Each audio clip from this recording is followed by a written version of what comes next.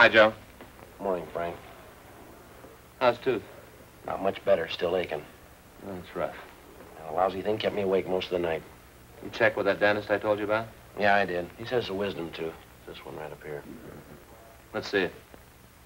Well, it's this one here. Well, don't you want to show me? No, not particularly. Well, I'd like to see it. Why? Well, Joe, I know a little about wisdom teeth.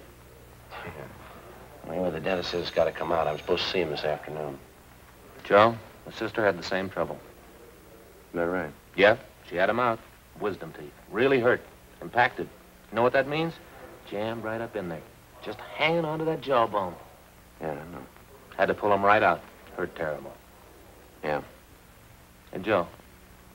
Yeah? Turn around this way, will you? A little more. Now, turn the other way. Yes, sir. Well, what's the matter now? Puffy. What?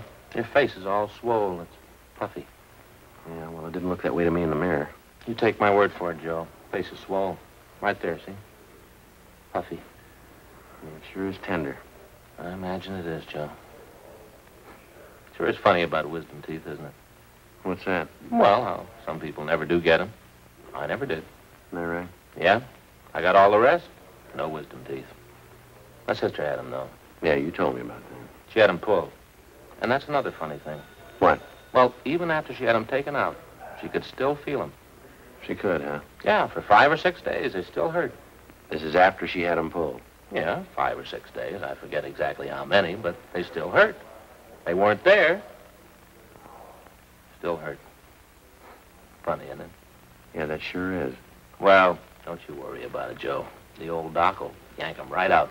You'll feel a lot better then, too. Sure. Much better. Yes, sir. 5 or 6 days. Still hurt. Yeah, did you see the skipper this morning? Oh, yeah, I ran into him down the hall. Got something here we're supposed to check out. Now, what do you got? Dead body report. What's the story on it? Well, the victim's Edward Raymond Stokes, 732 Delano Street, apartment 2. His body was found in a gutter near 63rd and Vermont. 3 o'clock this morning. No witnesses. Only one piece of evidence. Yeah. Skid marks near the body, that's all. Apparent hit and run. Where's the body now? Neighborhood mortuary out there. Emerald Hills Funeral Home. One of the deputy coroners handled the body, a fellow named Jonathan Larimore. Anybody claim the body yet? No. Okay, you ready? Yeah. The skipper says if we need any help, Rogers and McClendon are on hand. That's fine. I don't know, how do we manage to draw all the choice ones, do you know? I guess we live right. Skid marks and a dead body. Yeah. Well, guess we better get on it, huh? Right. Say, what time are you supposed to see the dentist? I'm supposed to call him about 12:30. He'll tell me then. Doesn't look like we'll be able to make it now, does it? You should take care of that, Joe. It sure is funny. What's that? My sister. Same thing. Had 'em pulled. Her wisdom teeth. 5 or 6 days later, they still hurt. Really tough. 5 or 6 days. Yeah, you told me. I remember. You should try to get to that dentist today, though, Joe. You really should. Well, the way you lay it out, it really doesn't make much difference, does it? Huh? I still got 5 or 6 days.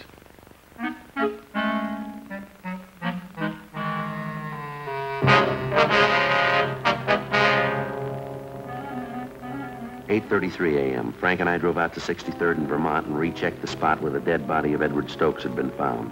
According to the report, the body was found 2 feet west of the easterly curb and 32 feet north of 63rd Street on Vermont. We examined the skid marks closely. They showed definite signs of being a lot older than 24 hours.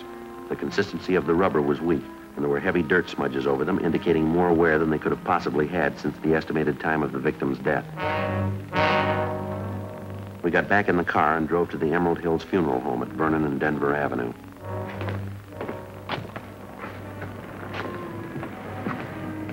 Yeah, it's a nickel an hour, you got one? Used to be pennies.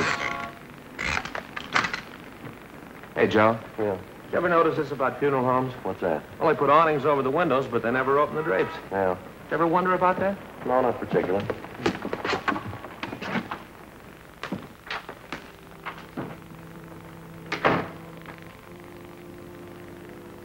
Sounds like a funeral going on, doesn't it? Yeah. Still hurt? Yeah, a little bit. Still swole, too.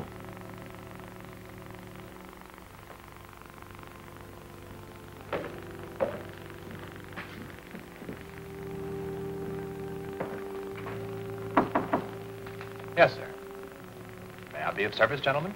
Police officers. We'd like to talk to a Mr. Larimore. I understand he's a deputy coroner. Yes, I'm Larimore. You came about the hit-and-run victim. Yes, sir, that's right. This is Officer Smith. My name's Friday. We'd like to check the body if we could. Certainly. I understand you moved the body from the scene of the accident here to the mortuary? Yes, that's right. Early this morning. Unusual case. Why do you say it's unusual, Larimore? Well, here. I've got it on the report. You can see for yourself later. Yes, sir. The victim's knee has a single clean cut. Also the wounds on the head. I've never seen any like them in hit-and-run cases I've been called on. You don't think the victim could have been killed by a hit-and-run car, is that it? No, I don't say that. It's possible that it might have been a car. Well, let's say it's not very probable. I see. Has anyone at all inquired about the body, Larimore? No one, no. It's funny. Would you excuse me for a moment, please? I have to check down the hall. I'll be right back. Be right back. You can see the body then if you like. Thank you.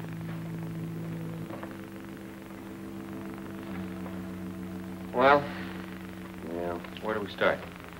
I don't know. Maybe we won't have to. What do you mean? Well, another lead like this, and we'll turn it over to homicide. Officer, there's a young lady outside, Miss Fuller. Yes, sir. She wants to claim the body.